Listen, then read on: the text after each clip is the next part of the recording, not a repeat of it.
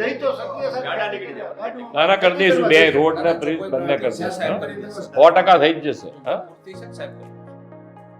મારું નામ રામદેવભાઈ નેભાભાઈ મોડેદા.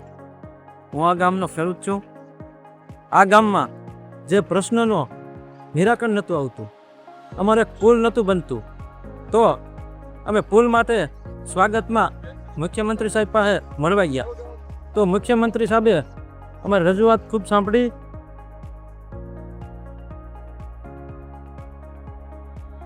ખેડૂત કરતાં બીજી સમસ્યા ઘણી હતી. 8-10 ગામને શોર્ટકટ રસ્તો થાય, 5-7 હજાર વસ્તી, 8-10 કિલોમીટર કુતિયાણા થાય, ફરીને જઈએ તો મારે 20 કિલોમીટર થાય.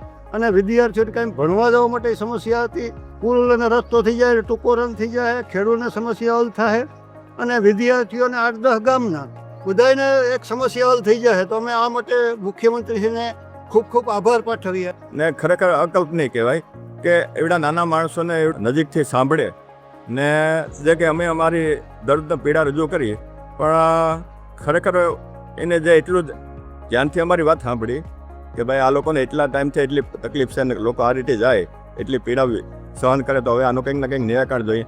એટલે ત્યાં સચિવારે કલેક્ટર આરે એની સીધી ચર્ચા કરી.